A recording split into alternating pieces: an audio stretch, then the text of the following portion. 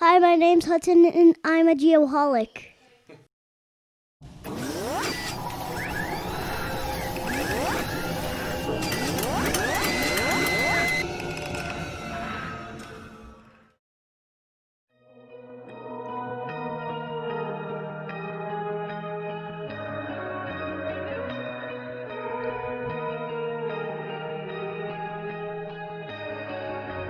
I don't wanna be on my phone, but I can't be alone. Welcome to the modern way. I'm trying to be somebody I'm not, but it's not what I want. And tell me there's another way. All of the lights that chase the night. How about that for a little early morning groove, huh? It is nice. It's relaxing. I know it. Good morning, everyone. Welcome back to the Geoholics podcast, and thank you for listening to episode 52, also known as the Ray Lewis episode. That's a beauty. The 1996 first-round pick, number 26 overall by the Baltimore Ravens, two-time Super Bowl champion, even though they beat the Giants one time. We're not going to talk about that one. Super Bowl 35 MVP. You ready for this? 13-time Pro Bowler. Oh, my God. That's impressive. 7-time first-team All-Pro, 2-time NFL Defensive Player of the Year, and first ballot 2018 inducted into the Football Hall of Fame. And murder, if I remember right. Allegedly. It was like a stabbing incident after one of the Super Bowls. His acquaintances. Of course. Yeah. Of No, course. he was acquitted, I believe, or I don't even know if he was even charged. I don't think he was. For that. Yeah. Either way, hell of a football Oh, player. yeah. No doubt about it. Legendary. The Ravens could have used him last night, as a matter of fact. Yeah, Jeez, we're gonna get Jake chit-chat riled up, huh? Chit chat a little bit.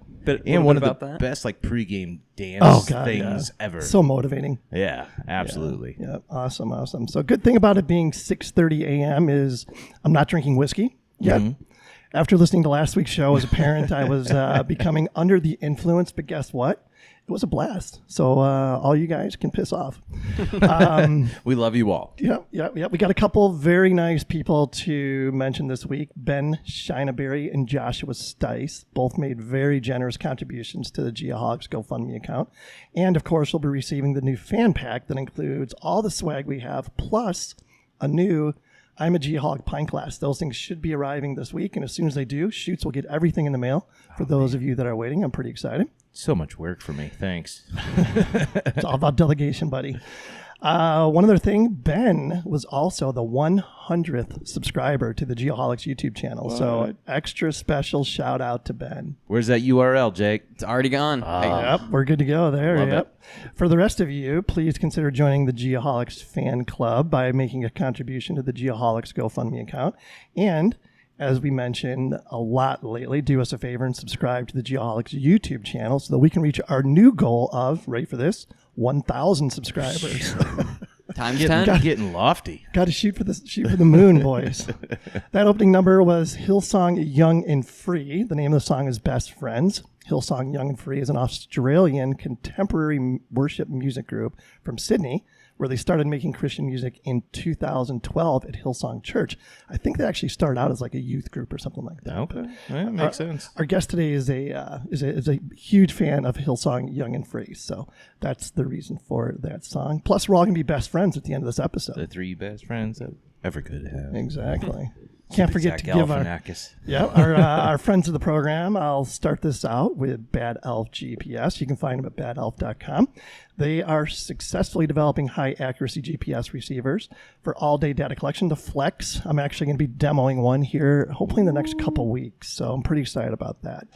And if you mention the Geoholics, if you purchase a Flex, you'll get $100 off your purchase and a amazing fitted Bad Elf hat, which we're still waiting for a couple in the right size, right? No, yeah. I should totally wear mine, especially with the Mets taking a dump this season. Yeah. I'll have to abandon this and go to the Bad Elf hat. And I can confirm that Nick spends a lot of time working and not golfing. So I heard. Next up is Land Surveyors United, the largest global community of geomatics professionals on the internet with 17,000 members. Mr. Justin J. Bird Farrow, landsurveyorsunited.com. Go on there, check it out, and check out the Geoholics page as well. And LiDAR News, the virtual home of the LiDAR industry. They strive to provide their readers and sponsors with the most current information about 3D laser scanning, LiDAR, unmanned aerial systems, and photogrammetry. The LiDAR News team focuses on the application of technology to solve 3D problems. Check them out at lidarnews.com and follow them on LinkedIn and Facebook and everything else. There's some really good content there. All that social media fun. Yep. And then Parkland College, their land survey program in Champaign, Illinois, they have 2 schedule options, which provide opportunities to both traditional and working adults to achieve a certificate or associate's degree in land surveying. You can check them out at parkland.edu/surveying. Next, we have Unifly. Scott Ohana and his team have developed a one-stop UAV shop. Check out their website, unifli.aero, to find out more. And when you go there, make sure you click on the How We Work link to get a better understanding of everything those guys are providing. And our guest from last week, Mr. Trent Keenan, Diamondback Land Surveying. He spends a little more time golfing than Nick, but I still beat him. Don't tell anybody. Shh.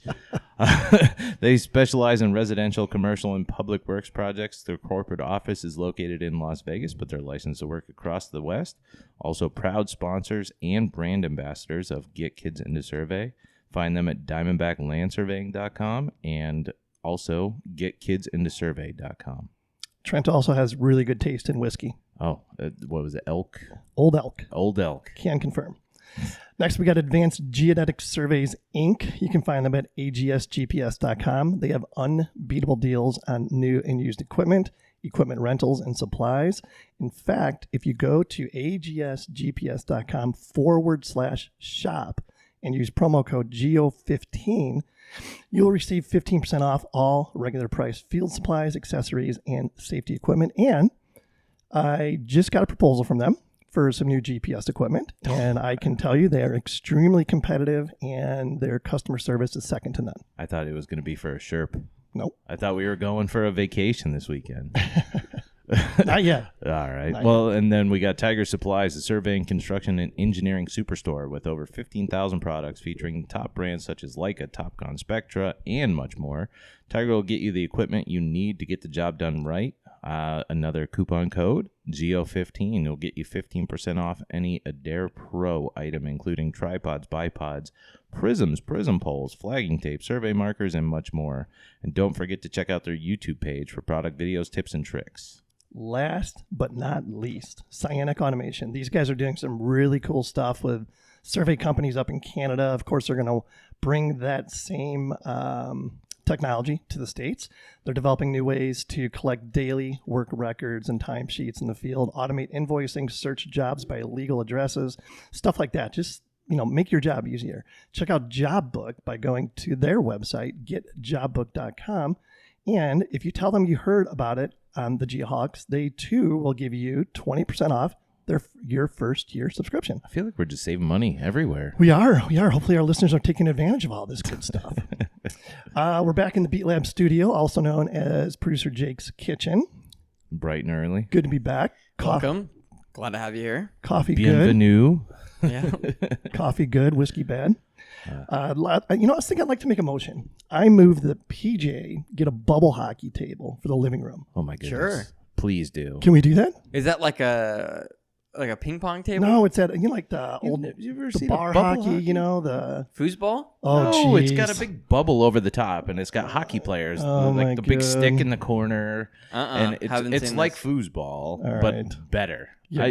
A nice version? That In sounds the great. game room that you guys were in, that was 6 months ago at this Yeah. point. Yeah, that was what my original plan was, but they're like $2,500, and Yeah. my wife is not going to go for that one. That's an investment. we need You can get like personal branded ones and everything. Maybe we need to get a Geoholic special. maybe we need like 50 more for 50 more fan club members. That'll do it. That'll pay for the bubble hockey table. All right, let's catch up the boys a little bit. Producer Jake, now that I know you have no idea what bubble hockey is, what's going on? I'm doing very good. Woke up a winner this morning, of course. Monday Night Football, Chiefs versus the Ravens. Pat had to come make a statement. He made the statement. Undisputed best quarterback in the He league. almost single-handedly beat me at fantasy last night. I was worried. Yeah, he had like He had a 40 something points. That Yeah. guy's just amazing. So and it's been awesome to watch those guys. 3-0 now. much like the Bears, also 3-0. Not so much the Giants, but no, 0-3. We Yeah. went the other way on that one. yeah, but Trevor Lawrence, he's coming. tanking for Trevor. He's coming. Oh, jeez. No way. I feel like everyone's No tanking way. for Trevor now. No But way. yeah, just sailing this weekend per usual. Nice. Heading out to the lake. Me, my dad, and my brother, we had a really good time. Good wind. Spent a good Saturday out there and just trucking along. You're getting into sailing season, I understand. Yep. So that's we kind of learned here in the off season. The summer is not really the best time to sail. Obviously, it's super hot and the wind. I'm not sure if it's just about the same, but we're coming into season here, so we're gonna have to ditch our flip flops for doings. some shoes and bundle up and geez. head out there early in the morning and get to it. You're going to have to buy some new sailing gear. Yeah, I'm gonna have to. Yeah, definitely have to make an investment in that. Old Bezos is going to cash in on Yep. Jake. Oh, he already has. Are you kidding me? Exactly. That guy. Yeah. Well, I did see the game last night. The over under was like sliding up. Yeah. And then it settled at 54.5. I know. Vegas is so good. But it What was opened the final at score? 52. It was 54. 34, Are 20. you kidding me? Yeah. And that was Butker blew it basically Yeah. for everybody. Un- Well, he Unbelievable. cost us like 11 points. Yeah. He blew it for all of those bettors that took the over. Ugh, Yeah. Painful. It was quite impressive. But isn't it crazy how Vegas can just, It I don't really know is. what algorithm or what they do, but they can always dial right in on that. they predict it. It's amazing. It really is. But So anyway, last week, boys, went golfing with a couple of friends of the program. And like I may have mentioned before, I beat Mr. Keenan. Don't tell him. It's his top secret. It's our secret. Nick, he's got some golfing to learn, but it was a great time. And Bad Elf, Nick? yeah. Oh, he went with you guys? Dr. Nick. Oh, Yeah. wow. He puts the whole picture out there on social media and gets a reaction. So it was good for us and good for them. And we, somebody had to actually work, so we I had to couldn't make it. gracefully bow out, unfortunately. So it was just a threesome, but it was a good time and we enjoyed it. Unfortunately, Trent had to bail out as soon as we were done and get back to Vegas, but we'll have to get there and see him soon enough. I think it's safe to say if I was there, I would have finished third. Yes. Nice. You were shooting that well? I that was probably the best round I've ever played in my life, and Wow. I think Popeye Caps brought it out of me. Oh, I'm sure. And then Nick, I think 112 was a rough estimate on 18 holes. If only the Mets could play up to their competition. No, it's done. We're done with that. I saw a tweet from somebody that said, "Thank you MLB for only getting us 60 games of this instead of 162." jeez. And Yeah. now we can begin the Steve Cohen era. Oh, there you go. Something to look we forward want to. a billionaire owner, not these Wilpons. Yep. And so, Yep, you got it. what about you, Kent? What's new? What's new? Let's see. The lovely Megan and I found a great new series on Netflix called Ratchet. I don't know if you checked it out yet or not. Watched the first 2 episodes. I love it. It's Great a cinematography. Little, yes, it's a little out there, Oh, a little, for sure. little strange, but it keeps my attention. So I don't know what that says about me. Yeah. Speaking of the lovely Megan, today is our 5th wedding anniversary. Congratulations. Thank you. It's a big day. Yeah. Oh, man. Really excited. Time flies when you're having fun, as they say. I should probably throw it out. It's my stepmom's birthday, too. Oh, nice. My mom's birthday's tomorrow. Goodness. Lots to celebrate. Man, oh, man. Where'd you guys get married? Where? Yeah. Napa. Coronado. Oh, okay. Yeah. That's just- where Dr. Nick got engaged. That's right. Yeah, He we did tell me talked that. about it like it might have happened in almost the exact same spot. Yeah. Yeah, it was just the lovely Megan and I and the what do you call it? The officiant, I guess, on the beach. It was beautiful. So 5 years ago today that took place. So love you, sweetheart. Aw. Also got to thank Presley. We don't give Presley enough credit. She is our IG maven, and she makes it rain on the Instagram platform. So shout out to her for making us look good on that platform. Closing on the Tiny Piney this week. Very excited about that. Take possession on Thursday. So I'm really looking forward to spending a lot of time up in the higher elevation and taking advantage of everything the Mogollon Rim area has to offer. Let's be Including honest. this weekend? We will be up there this weekend. We got to get the keys. Break it in? Yeah, no, we're not going to stay the night. I don't think. Next weekend. Next weekend. After the anniversary, break it Yeah, in. yeah. There you go. Right? Yeah, exactly. I'm blushing. And other than that, I'm stoked about the debate tonight. We're not talking politics, but I think there's going to be some fireworks, and I think it'll be entertaining. I'm really, really curious to see what the ratings are going to be. It could be Super Bowl level. We'll see. Yeah. We'll see. It's Biggie's the moderator tonight, Christopher Wallace. Oh, yeah. Is he really? Yep. Yeah. Oh, wow. Yeah. I'm still waiting for the Rogan one. Did you see that? Yeah, that'd be awesome. Yeah, that would be awesome. We gotta get him on the Geoholics. All right, our safety apparel safety share, Matthew Stansberry, has developed the best safety vest on the planet, also known as the Party Chief. You can find him at safetyapparel.us, and make sure you also follow them on all the social media outlets. Matthew posts a lot of really cool stuff, does some giveaways and stuff, so check out Safety Apparel. And what do we got this week, Shoots? This one's near and dear to my heart. I know it's very simple, but washing your hands. It's that easy. I like it. With COVID-19, all that good stuff that we've been dealing with for 6-7 months now. Yep. Basically, wash your freaking hands. It's that easy. Keeping hands clean is one of the most important steps we can take to avoid getting sick and spreading germs. Many diseases and conditions are spread because of infrequent or improper hand washing. As per the CDC, cleaning hands in a thorough manner will help prevent the spread of germs. So... Step 1, wet your hands before you put soap on there. Running water, warm or cold, either way. Turn off, tap, and apply soap. Easy, right? Lather your hands by rubbing them together with the soap. Be sure to lather the backs of your hands between your fingers. There's the videos online of the people wearing gloves with paint and stuff and the difference with that. And this one, I got a 7-year-old. We work on this all the time. Scrub your hands for at least 20 seconds. There you go. Sing the ABCs. Yep. Once you do that, you're good to go. Rinse your hands well under running water. Do not use like a sink full of water. I don't know who would do that, but that is apparently a thing. Dry your hands using a clean towel or air dry them. And then, anytime you're dealing with food or anything like that, wash your hands before, during, after, all of the good stuff.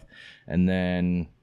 Again, if you don't have access to running water, you're on the golf course, you're on the job site, whatever, use alcohol-based solution up to 70% to sanitize your hands. So important to wash your hands on a regular basis. Trust me, I do it more than most. I think I'm pretty good at it, maybe average or a little bit better. But something I know I'm god-awful about, and that's cleaning the screen of my cell phone. No, And that Jake, thing's on the gotta other be hand, so freaking disgusting. So, anyways. I have the lovely Carrie sanitizes it, Clorox wipes Really? regularly. Yeah, Oh, my I have 2 gosh. phones, so she has to rub them both down for me. So the fact that I wash my hands well is probably offset by the fact that I don't wash my cell phone screen and I'm constantly touching it. Oh So, yeah, you're touching those germs, and it's gross. Yep. It's a work in progress. All right, let's get on with this. So I'm going to lay a little groundwork for our show today.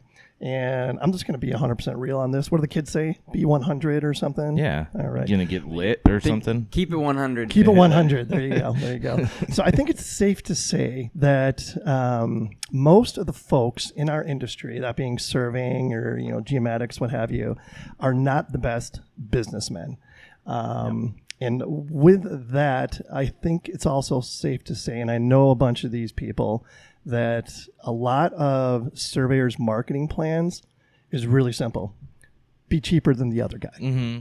And it absolutely discredits the profession. It prevents a lot of other surveyors from making the money that they should, just because of that mindset. You know what? I need this work so bad. I'm going to be the cheapest one. That's how I'm going to get it. So our guest today is Evan Knox, and I'm going to talk a little bit here real briefly, a little bio information on Evan. He was born in Atlanta. He attended Western Governors University. His hobbies include working out, hanging out with friends, and jiu-jitsu, which is interesting. He's the founder and chief marketing officer at Caffeine Marketing. His career highlights include starting Caffeine Marketing, of course, becoming a partner in multiple businesses, and he's very proud of the work that they've done for clients and improving return on investment, which is what we're going to focus on during this episode.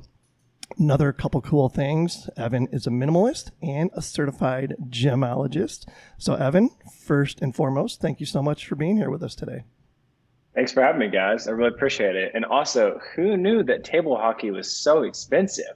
I looked it up. I was like, golly, that's $3,500. Yeah, that's like my favorite game of all time, I think. You drop the puck in, and it's just just so great. on. So great. The fact that Jake has no idea what we're talking about is depressing. He's not keeping it 100 on the bubble hockey. We'll have to find a place that we can go play. Tallies, they have one? No, they don't. No. They don't. I tried don't even know if you I could tried. find one anywhere. But anyways, great game. Evan, so just a couple things I want to circle back on your bio that I think are really interesting because we've talked about them before. First of all, minimalism. Talk a little bit about that. First, it started for me as not having a lot. So when I got out of high school, I went and lived in Australia and Thailand, and pretty much what I had in my backpack is what I lived with. I joined like this I think I mentioned I joined this organization called YWAM, but basically it's like a Christian missions organization. And at that point, I really learned to be happy and content with not having a lot. And then fast forwarding to when my wife and I got married, we were going to move from Colorado to Charlotte the day that we got married. So we were packing our cars and going to move cross country. And it just became clear that like, hey, we really don't need all this stuff that we have. And so we just began purging, and it became a regular practice. I think I probably get more joy from getting rid of stuff than I do actually getting more stuff. Now, that doesn't mean I don't like, a fancy new desk or something like that. That's totally real. But at a macro level, having less, I think, gives us more peace and helps us focus on stuff that's more important. And the other thing that's interesting is that we are doing this thing called house hacking right now. So we bought a property and we live in the ADU, and somebody rents out the main house and they pay for like our mortgage and all that stuff. So it's super cool. But yeah, I mean, we live in like a smaller space, but I love it. It's fantastic. That's awesome. You guys have any kids yet? Yeah, we have a 1-year-old. Oh, right on. Okay. Oh man. Cool. Good luck. Yeah. So are you familiar with, I think they're called The Minimalist, right? The podcast? Right. I've not heard the podcast, but I think I've watched their movie and read some of their stuff before. Yep. And I remember watching them. I was like, that's exactly what we're trying to do. Now, they're a little intense sometimes. Yeah. It's like just a suitcase and no furniture.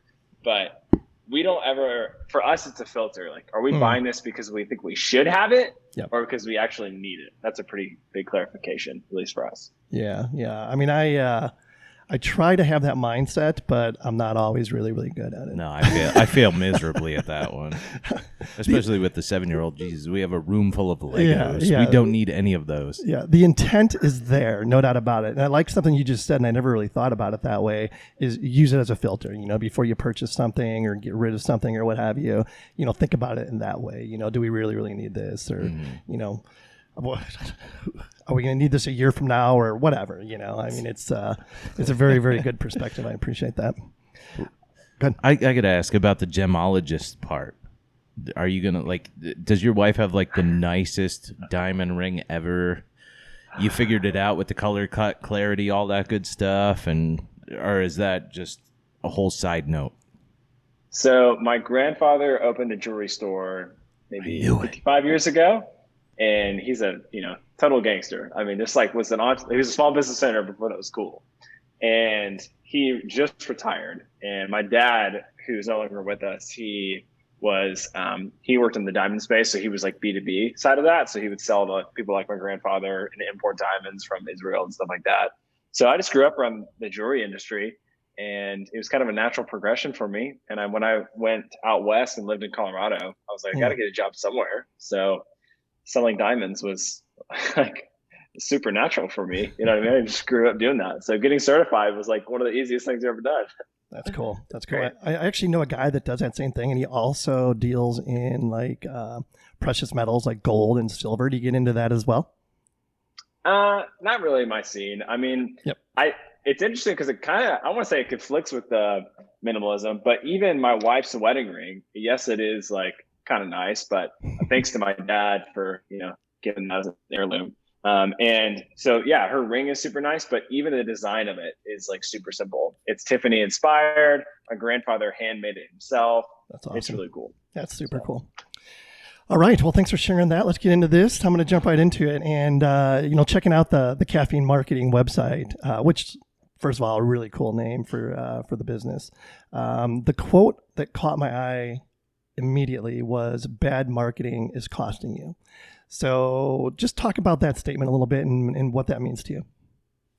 So there are two facets of that in my mind. There is messaging that is poor, that's costing you a lot of money. So you might be paying a lot of money for advertising. You might even have a good marketing strategy, but if the words that you're using are not compelling, they don't inspire people to action, then you're going to waste a lot of money on advertising. And unfortunately, if they've already kind of heard your message or they've heard something from your brand and they go, oh, no, that's not for me. That doesn't solve a problem that I have, or that doesn't connect with me, or they're just talking about how awesome they are, then at that point, you're done.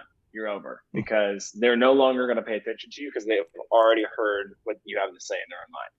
And then the flip side, if it's not messaging, then it's strategy. What I see a lot of business owners do is they just throw money on the wall and they just hope that something works. They're going to try radio ads. They're going to try billboards. Somebody told them that Facebook ads are really effective, so they're just going to try that too. But they don't have a systematic approach to their marketing, and there's not an intentional marketing funnel in order to scale and grow their business. So it's tough. It's tough to watch business owners do that, because my family is full of business owners, and it hurts. I think they deserve a better option. They need a marketing strategy that actually grows their company. Yeah, good. Well, as Kent was saying, the survey industry specifically, and obviously photogrammetry, everything we deal with geomatics-wise, everything's a commodity. And we're cutting prices and undercutting everybody else. But how can a business become more valued, respected, rather than a commodity with caffeine marketing or anything else you would suggest? A couple of things come to mind. One is branding. So having a high quality brand, and branding might not just be the logo and the color of your website or the thing, your actual logo, but it could be how people feel about your brand. So when you deliver a great product and you've got a great reputation, that is a form of branding. So if you continually deliver an excellent product over and over again, that's how you end up getting higher paying clients, or people are willing to pay more to work with you because they know that you're going to deliver an awesome product. So yes, it's the aesthetics of the brand, but it's also delivering an awesome product. That's one side of branding. The other side is the messaging. And so I mentioned kind of earlier that, but it's also establishing yourself as the guide. So we often come in and we go, hey, here's our company. We've been around this long. Here's the history. Here's how we're so awesome, whatever. But in reality, people who are making buying decisions at these companies or these organizations or the government, whatever, they're looking for someone to solve a problem for them and who's competent to solve that problem. And so if you're a executive or some sort of manager of a team and you're wanting to hire a vendor, you're thinking, all right, I need somebody to help me win the day. And so if you can position yourself as the guide who can help that person win the day, you're going to get more sales and you're going to stand out. And then what that looks like, kind of the last part of this, is talking about benefits instead of features. Because often, I recently was working with almost like it's not a venture capital firm, but it's like a private equity firm. And they specialized in like telecommunications. And so they had just acquired this new company, and it was like super above my head. Like what you guys do is above my head. These guys are like using words that I've never heard of before. And long story short, what we had to do is simplify all of their messaging down and not just use industry slang, but use actual benefits, benefits that they were going to feel inside their company that were ultimately going to deliver to like a great return on investment in the form of a proposal and an RFP, whatever. But those are just small things that can help you to not be seen as somebody that can just be pulled out, put somebody else in there who can do your job cheaper. Yeah, I love that. Now, circling back on branding a little bit, the branding you talked about was more the branding that like the logo type thing, your product, your service, what have you. But there's also personal branding as well. Would you agree? There is. And I think it depends. I mean, what you guys are doing, obviously, is just amazing personal branding for your space, because what you're doing is you're making yourself the authority in the space. And what that essentially does is that commands people's attentions. And when you articulate a problem that they have, they're going to look to you for the solution to that. Another great way to do that as far as personal branding goes is articulating those problems, like I mentioned, but also painting a picture of success and failure. So when you're offering your services or you're speaking or whatever, you want to articulate what it is that people might risk if they don't work with you or they don't have you on your podcast or if they don't hire your company, but also what are they going to gain if they go with you guys specifically, if that makes sense. Absolutely. And as far as, these companies that I mentioned that put themselves in the category of being a commodity, I say it all the time. If you're in that group and, your goal and your objective is to be the cheapest in order to get the work, I think it's probably safe to say that you're probably not working for the best clients if that's the way that they are valuing you based on the fee. You're just going day by day, rather than sustainable. Yeah, exactly. It's not doing anything for your reputation, that's for sure, or your branding. It reminds me of this guy. Sorry to interrupt you. No. It reminds me of this guy. Okay. I was driving on the highway and I saw him pass me, and I had an old truck. I had like a 2003 Chevy Silverado with 300,000 miles on it. And this guy had like a really old truck, like early 90s. And all on the side, he had like painted cheapest tree cutter or something like that. And it's just like craziness. The whole truck was beat up. It hardly looked safe. It was sagging. And he was like, on the back, it had his like face and then his number. And it said, "No one beats our prices." And I thought, yeah, that's why you're driving that piece of crap truck. Yeah, exactly. Yeah, I want that for you. I would say he's not bonded and insured. Yeah, most likely. yeah, no doubt about that. Probably not. So let's talk about what it takes to actually, put together an effective marketing plan. I did see on the Caffeine Marketing's website that you guys have something called the Story Brand process. Could you talk a little bit about that? Yep. So Story Brand is the messaging framework that we use inside of all of our marketing. So if we can think of marketing, and honestly, I see most people either get overwhelmed or their eyes glaze over when you start talking about marketing. So if we could just make that part super simple first, then we can talk about the Story Brand framework. Marketing, in my opinion, can be simplified into 3 categories of a funnel. So imagine you're pouring oil into a car. You wrapped a newspaper around it, and that's the funnel for you. So on the top of that funnel is brand awareness. The first problem that you have to solve in marketing is making people aware that you exist. If they don't know that you exist or your service exists, they're never going to buy your product or service. The second part is consideration. And this is kind of what we were talking about earlier, is positioning yourself. It's how to message your marketing material or your sales calls. Any of that is in the consideration phase, where they're aware that you exist, but they're not sure that they want to work with you. And then also is reminding them that you exist. So in most of the stuff that we do, it's retargeting ads, it's email campaigns, it's follow-up sequences. And then lastly is conversion, is making it as easy as possible for people to buy your product or service. So productizing your services and then just making it super easy to do that. So that's marketing, but we use the Story Brand framework when we're creating marketing all on that funnel. And at a really high level, Story Brand is a 7-part framework that a guy named Donald Miller came up with in Nashville. And it uses the 7 principles of story of all screenwrites, movies, stuff since like Aristotle. Is that this same 7-part framework? It starts with a character who encounters a problem, who then meets a guide, who gives them a plan, and then ultimately that's going to end in success or failure. And then also there's like a character transformation along the way.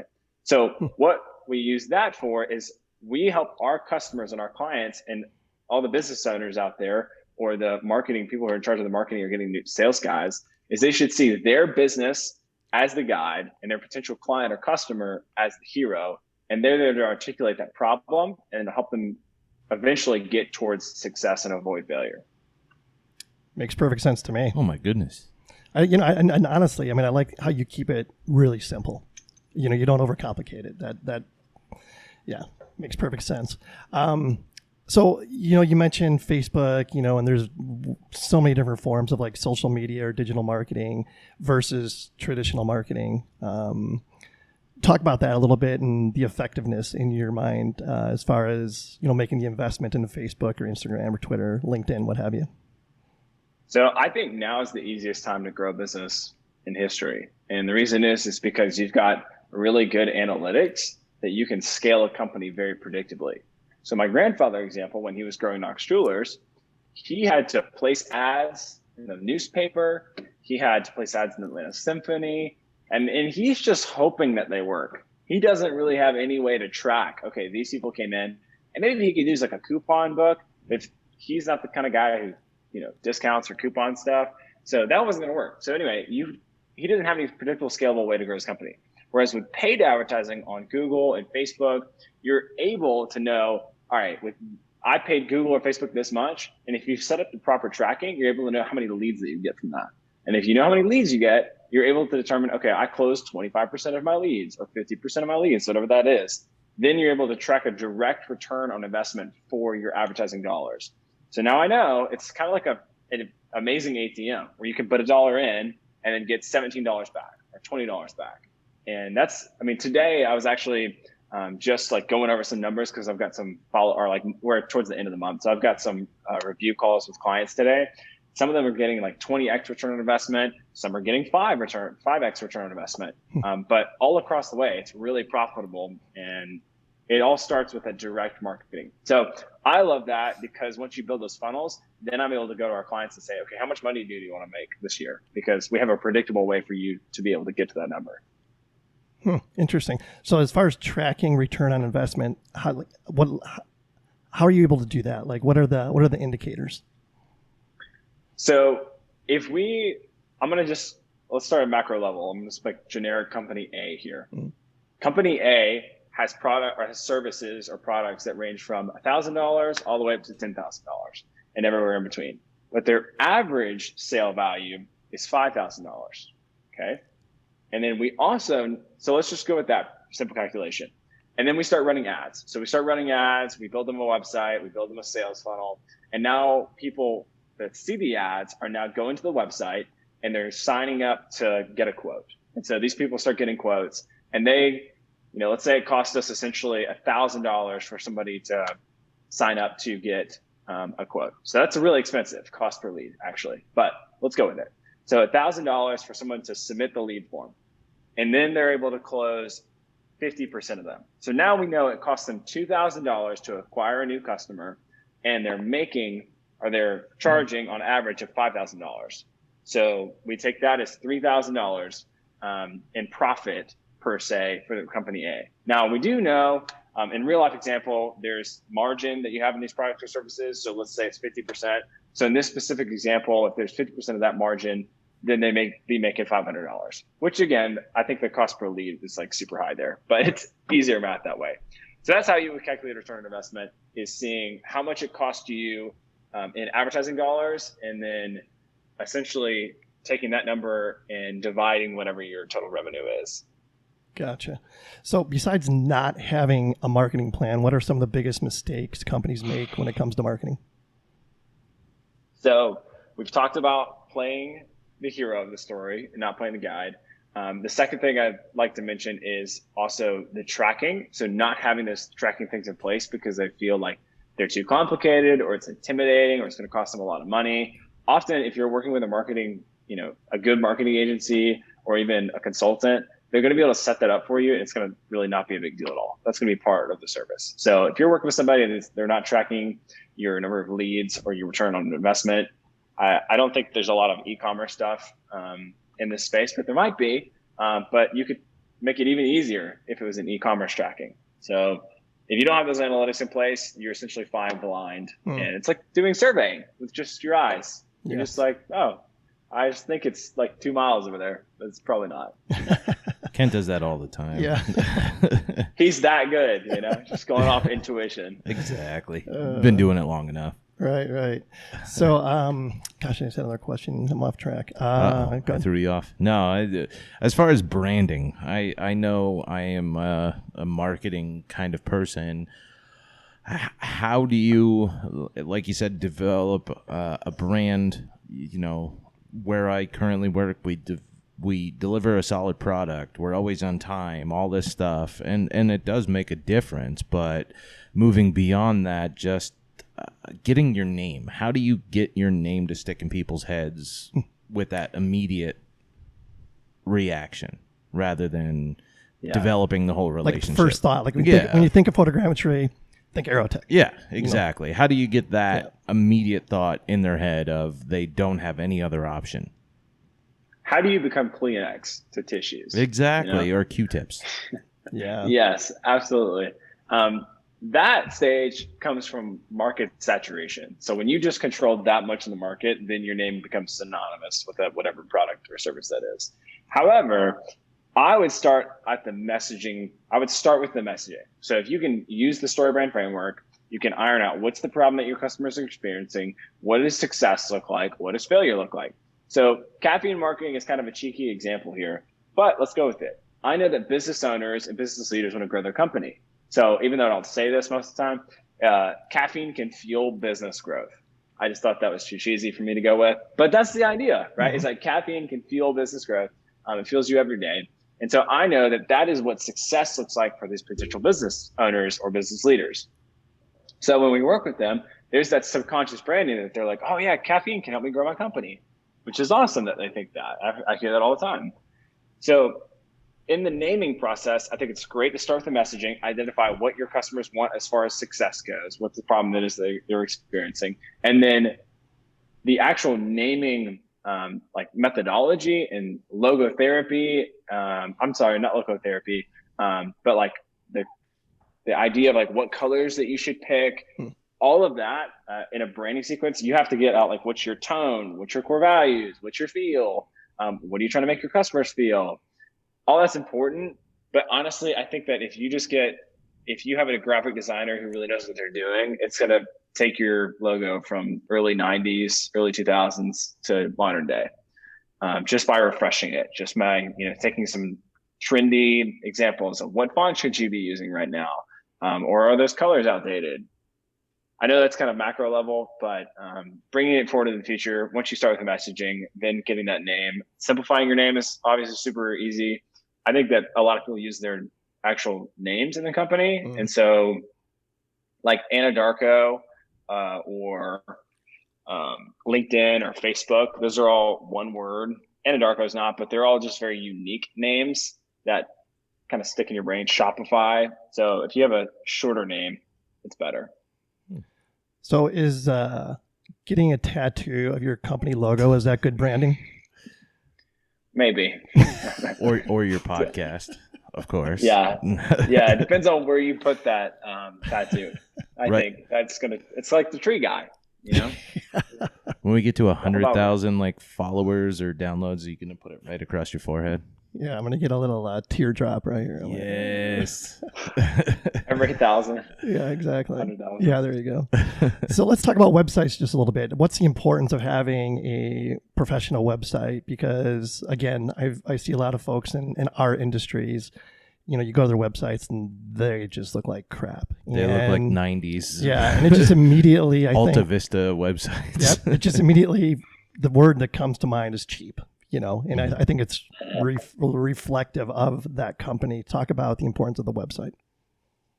So when I advise clients, I think that they should be willing to spend 10 times what they can afford for a cost per acquisition on a website. So that doesn't mean that they need to be spending $500,000 if it's, they have a high ticket product, but they should be willing that. Like that's the perspective that they should have. Because if people come onto the website, that's going to be such a big factor in how they make a buying decision that they shouldn't cheap out. That's just like an awful thing to cheap out on, because it's ultimately going to lead people towards or away from your brand. It's going to add to the value of your brand. It's going to help it be less of a commodity, more as like a trusted source and authority. And when I go onto websites, often they're missing one really critical element, and that's a call to action. So even on these old antiquated websites, if you can just have a direct call to action, like request a quote or book a call, something like that can dramatically increase your leads from your website. I mean, you can have a great looking website, but if it's not optimized for conversions and it just looks pretty, you're not going to get any sales from it. And so I think a website, yes, it should look good as like adding to your brand value, but ultimately, I think it needs to be a tool to help you get more sales.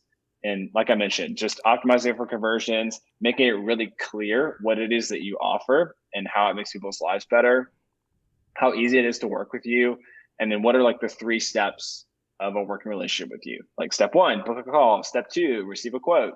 Step 3, have all of your land surveying done and have peace of mind, like that. Yeah, keep it simple, right?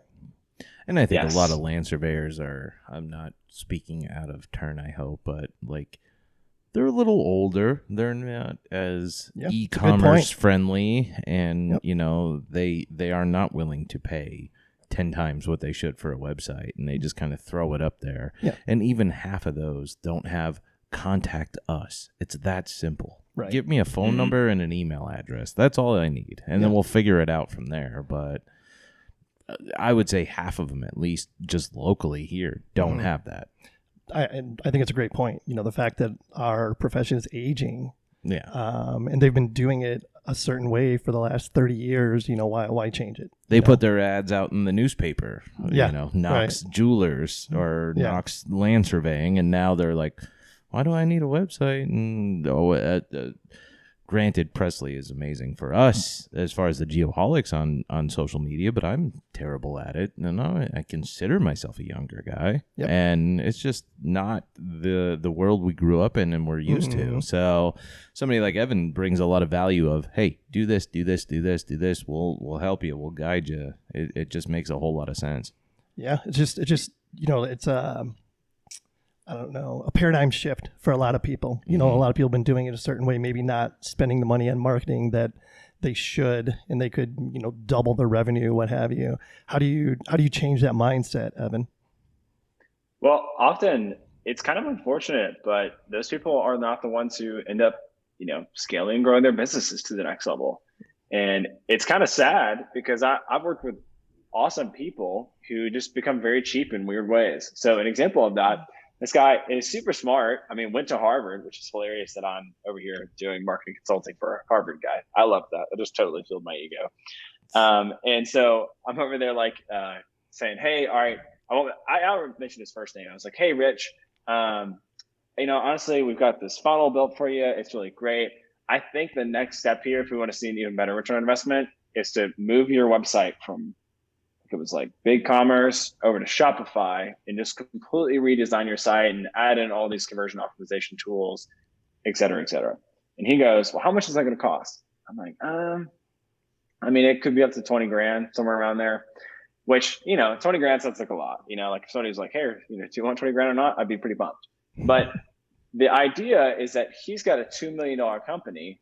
And if he just increases his conversion rate by like 5 to 10%, from what it is right there, think about it that his revenue is going to increase by 5 to 10% just by redoing this website. Yep. So at that point, let's just do the 10% calculation. That'd be 200 grand.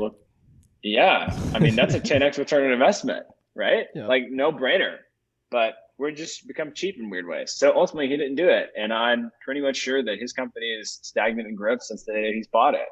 And that's not like I don't judge him for that, but it's very unfortunate. It's like a scarcity mindset. And that's ultimately what I've come to see it as. And a lot of professions have it. And it's kind of isolated to professions mostly, which is weird. So real estate agents and lawyers often have it, which is so fascinating to me that they can make so much money and yet be like, I don't know, like it's a couple $1,000 on the website. I'm like, this is crazy. Like, this is one client for you. It's going to pay for this twice over. If you can... Ultimately, if you can get through that scarcity mindset, you can disrupt the entire marketplace and become the leader in the marketplace and become the Kleenex for Q-tips. Yeah, and the scarcity mindset, I like that. So something you mentioned earlier that I'm a huge believer in is establishing yourself as an expert in your given field. It's easy to put everything like I'm the best, I'm using simple terms, but on a website, we're the best, we're the greatest, blah, blah, blah, blah, blah. But there's got to be some humility in there as well. I think, what are your thoughts on that? Humility in marketing. I often think it becomes, people can be perceived as insecure when they try to overcompensate with how experty they are. So when I go into a website and there's like 30 logos of somebody that they worked with, I'm thinking, that's weird. Like, why do you feel like you need to put all 30? Just pick like your 5 biggest names. Right. And it comes off almost as like desperate in a way. So we all know people. Hopefully we're that guy at some level. But yeah, it's no factor. You know what you're doing. It's no factor. So you start talking about marketing. It doesn't make me nervous. I don't need to feel weird or uncomfortable about that because that's what I do every day. But the guy who just goes on and on and on and feels weird about it, like that's a sign that you're trying to compensate for something that you're really not an expert at. So all of you said, I think minimalism in this category, probably appropriate, is properly showcasing what you do, maybe hit on it 3 or 4 times, but after that, just leave it be. There's plenty of competent people out there. Yeah, you see in a lot of websites, like quotes from clients, they do a great job, blah, blah, blah. Testimonials. Testimonials, yeah. Is that a good tactic? It is. So a couple of good tactics would be a video testimonial, an actual testimonial with a picture, ideally. You could also add logos in there if you've been featured in any media or any awards. That's kind of like the top 5 ways to show your authority, but you don't want to overdo it is one thing. And then also you need to make it digestible, because I don't know that anybody's going to read that entire quote. And it might be amazing. I mean, they might have the very best things to say about you, but no one's going to read it. So just take like a sentence of somebody's quote and put that up there. As long as it's not misleading, I think that's perfectly fine. You got to Twitter that thing and cut it down to 140 characters or less. Yeah. Yeah. People's mindsets or their attention spans are about that big. Yeah. So. Hey, I'm in that category, no doubt. Let's talk a little bit about email marketing. Again, like if you're sending out an email to a client or a potential client, is it the same thing with that? I mean, kind of keep it short and sweet, something to get their attention? It depends, unless it's uniquely adding value. But I would say 95% of people could use the email to be much shorter. So there's this company called Sticker Mule. They pretty much supply stickers, notebooks, magnets, whatever, for different brands. So it's like promotional items. And they have some of the best converting emails. And they're sometimes only 2 sentences or a sentence. They just said, hey, you liked these stickers last time. They're back on sale. 50% off, something like that. And they have incredible click-through rates, and their email return is really high. So I think really short is great. However, on the flip side, if you have like a newsletter, I read this thing called The Morning Brew. I love The Morning Brew. So I just scroll through The Morning Brew. I kind of skim it. I think it's really, it's mainly educational.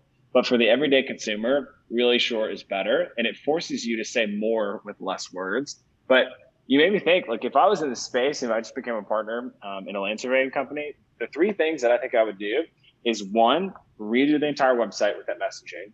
2 is then create retargeting ads, which is, I don't know that you even need to do like Google ads or, top of the funnel Facebook ads, but just create retargeting ads, which means that when someone comes onto your website, you're going to show them ads for the next 180 days. So that whenever they're ready to buy, they want to buy from you. And then the last one would be the email campaigns, because that's free for the most part. And then you're always staying in front of your customer again, and then providing them value. And so they can see you as the authority in the space. Yeah, that's great. How do you prevent your email from getting trapped in the recipient's junk folder? There's a couple of tactics.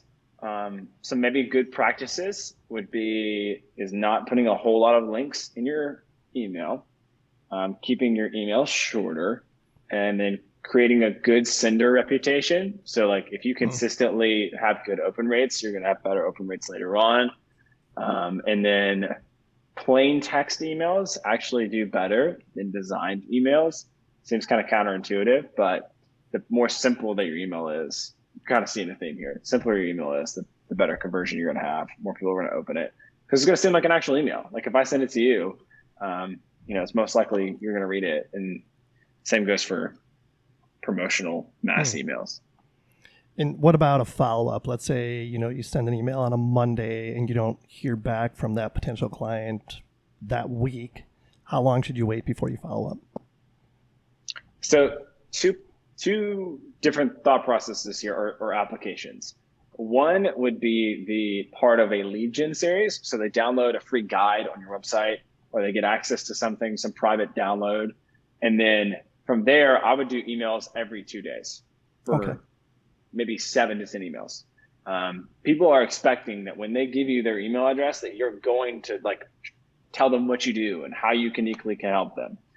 If it's a sales call and you're hopping on the phone with somebody, and then they're like, hey, send me a proposal afterwards or whatever, I think a week later is perfectly appropriate. I think after 2 weeks, you've lost them. So you might want to email them twice within those 2 weeks, because after that point, you're out of their mind. 2 weeks is a long time.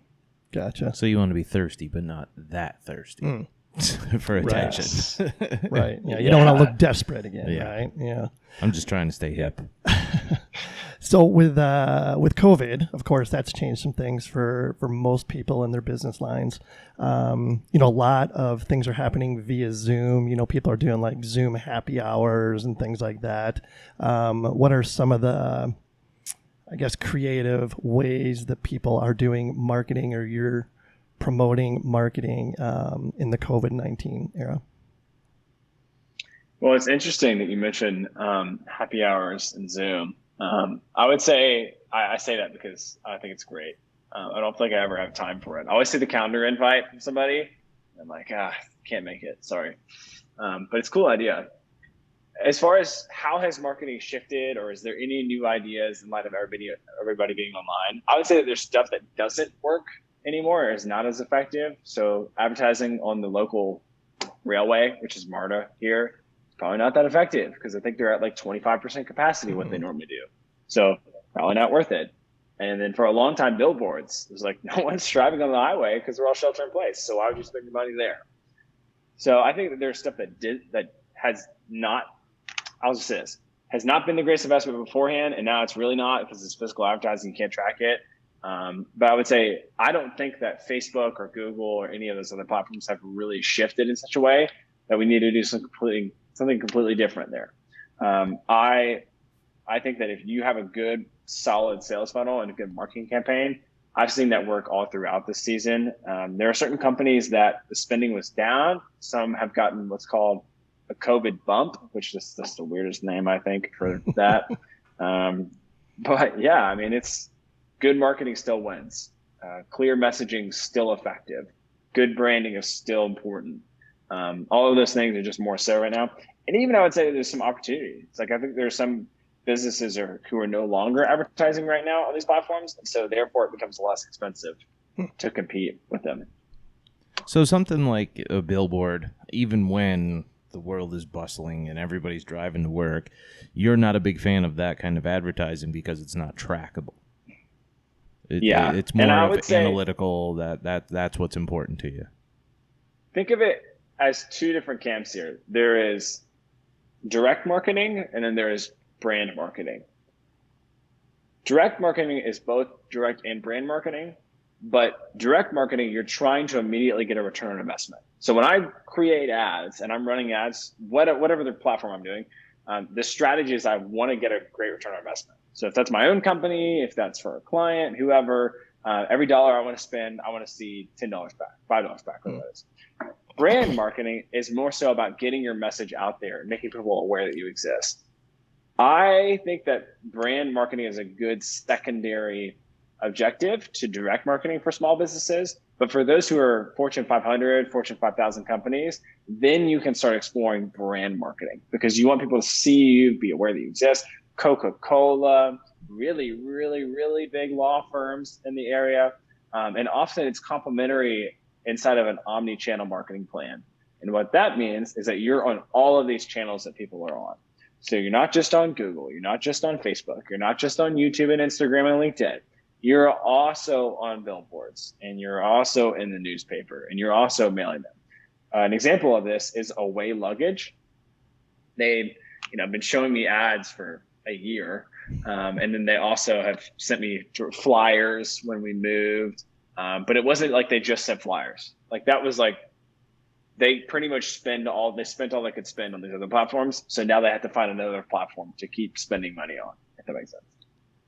Absolutely. So what about, again, like in our line of work, being involved, well, historically, being involved with local professional organizations seems to be a good outlet for marketing. Attending meetings, stuff like that. Well, of course, with COVID, that may not be quite as effective anymore. Networking.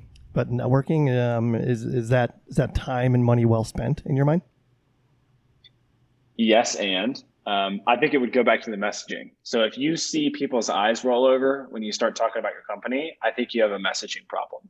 And the reason is because they can't see themselves in your messaging. So if you start off your thing, well, yeah, I've been working there for 5 years. It's an awesome company. It's really good people. And I met the founder. He's a really good guy. I care about you as a human, but I'm having so much problems paying attention to what you're saying, because it has nothing to do with me. And so if we can understand that people are looking for solutions to problems, and we have to articulate what problem it is, and even if that's not a problem that they experience, they'll at least know somebody, and they'll be like, oh, you got to talk to these guys. I know that they do this. It's the problem they solve. We almost have a mental Rolodex in our heads of people who solve certain problems for us. For example, my neighbors, we just had this massive tree just like fall down in like the field right next to us on our property. And I'm thinking, I don't think my little electric chainsaw is going to cut it. But my neighbors run a tree company. So this is not the cheap tree guy. This is, these guys are legit. But anyway, so we have to articulate what it is we do. All the messaging stuff is super important. Where I'll say it's not a good return on investment, I was talking to these guys, financial advisors. They spent something like $240,000 on dinners with potential clients. What they would do is they would host these big things, these big events, and then they pay for everybody to have a free steak dinner. And then while they're having the dinner, they would pitch their financial services. It was blowing my mind because it cost them $14,000 once we did the math to acquire a new customer. Wow. With paid ads, it could be like $200 per customer. So if it's working, it doesn't mean you have to necessarily stop it, but can you find a better way to get a greater return on investment? That's all. Yeah, really good perspective there. And at the end of the day, people all like to talk about themselves. Yeah. So just relate to them, and then it makes you more human to them, and then they'll be a little more likely to call you back or deal with you in the future. Just humanize yourself. I think listening is so important. What? I'm sorry, I wasn't paying attention. So this is the last thing I've got on this. Again, with COVID, there's a lot of companies that are experiencing adversity for a number of different reasons. How can they use that adversity to their advantage? I think at a macro level, it comes down to the leaders of the organization. And I think they have to have a good internal locus of control. And what I mean by that is they can't feel victim to the world. I think if you just kind of yield yourself and go, we can't do sales the way we used to. We used to just fly and meet our clients. We were so good at that. And we don't want to do Zoom. If you have that kind of victim mentality, I think you're going to be eaten up by the competition. You're going to lose market share. You have to say, you know what? I can't control everything around me in adversity, and it's like CISO adversity, but I can control me. And when I rise to the occasion, I grow as a person. And so, I mean, personally, when I think about my own story and I think about my dad who struggled with narcotics and my parents got divorced and all this like stuff that sucked, that could have just wrecked me. Yep. I could have just gone down the same path my dad was going down. But ultimately, I thought, you know what? I'm going to choose something. I'm going to choose this whole Jesus faith thing that I'm going after because that feels like that's something that I want to be about, and not just throw my hands up and go, well, my dad, took my college fund and spent it on drugs. Right. You know what I mean? And so, I mean, that even with when we got married, we had like $90,000 in student loan debt from my wife going to Michigan State. And instead of being like, oh my gosh, hopeless, we'll never figure this out, we ended up paying it off for like 3 years. So, I mean, it's all perspective. Always, I feel like. Yep. Go Sparty. Green, go green. Yeah, exactly. Yeah. What's the basketball coach's name that has like no voice ever? Oh yeah, I feel like him today actually. Tom Izzo. I got it. It was there. That's right. You just had to pull it out of that old Rolodex. Yeah. All right. So I assume you've listened to a few episodes, I hope at least, before you agreed to come on here. This is the go-to question. Do you have a mantra that you live by? Yeah, I would say, does this matter 100 years from now? It's more of a question, I would say, because if stuff is going on, a proposal goes through, it doesn't go through, instead of getting worked up around that, I just think, does this really matter 100 years from now? And most of the time it doesn't. And I'm going to forget about it in a month anyway. So why worry about it? I like that perspective. But what do we do that is going to matter 100 years from now? What's in that category? You have I would say that child. He's going to matter. He's going to be the next president. Well, maybe when he's 35. Yeah. What were you going to say with that, Evan? Well, I was just going to say that I found that answer depends. Yeah. I was talking with a doctor, like a psychologist or something like that. And he, like on his podcast, and I said that, and he's also African American. And he's like, hey, you know what? I think that could be totally perceived wrong, because it was like in the midst of like a lot of civil unrest during that season. And he's like, I think that answer depends on who you are. in what season. And there's some stuff that we should universally think is important, but also that answer does, I think, come down to each person. So, for example, what I'm doing on my phone and email, right? I might go, does this have to happen right now? Mm-hmm. No, it doesn't. Should I be hanging out with my son right now? Yes, I probably should. I should just put this phone down and just be present and just play with him, that sort of stuff. Yep. I think. Yep. No, that's great. Is this podcast going to be relevant 100 years from now? Yes. Of course. The answer is of course. Legacy. Yeah. Exactly. Yep. Jake's going to take it over for us. Yeah. Yeah. When we're gone, it's all Jake. Pat Mahomes 2.0 over here. Exactly. Well, Evan, I'll tell you what, that's about all I've got. Ryan, you got anything else? I feel like I'm informed after this. Yeah, no, this is really good stuff. Awesome content. Really appreciate it. Is there anything maybe we didn't touch on, Evan, that you want to get out there? You want to tell folks about the website? You guys having me. Yeah. God, I'm sorry. No, I just cut you off there. I'll just say caffeine.marketing or evanknox.com. So if anybody wants to connect, either one of those two, the caffeine.marketing is no.com. It's just caffeine.marketing. Awesome. Well, thanks again. We really, really appreciate it. Absolutely. All right. Well, that's a wrap, folks. Check us out at thegeoholics.com. Follow us on Facebook, Instagram, LinkedIn by searching for The Geoholics. Download all our podcasts on Apple Podcasts, Podbean, Stitcher, Spotify. Don't forget to download the Geoholics app from landsurveyorsunited.com and subscribe to the Geoholics YouTube channel. You can email us, info@thegeoholics.com, if you're interested in being a friend of the program or a guest on a future show. Hillsong, Young and Free, Best Friends, available everywhere. Please don't forget to support our friends of the program every chance you get. As always, pay it forward, add value, make friends, and until next time, be safe and healthy.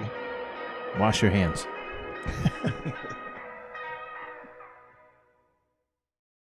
All right. Once again, thank you to our friends of the program, Bad Elf GPS. Find them at bad-elf.com. Land Surveyors United, landsurveyorsunited.com. LIDAR News at lidarnews.com. Parkland College Land Survey Program, parkland.edu/surveying. Unifly, unifli.aero.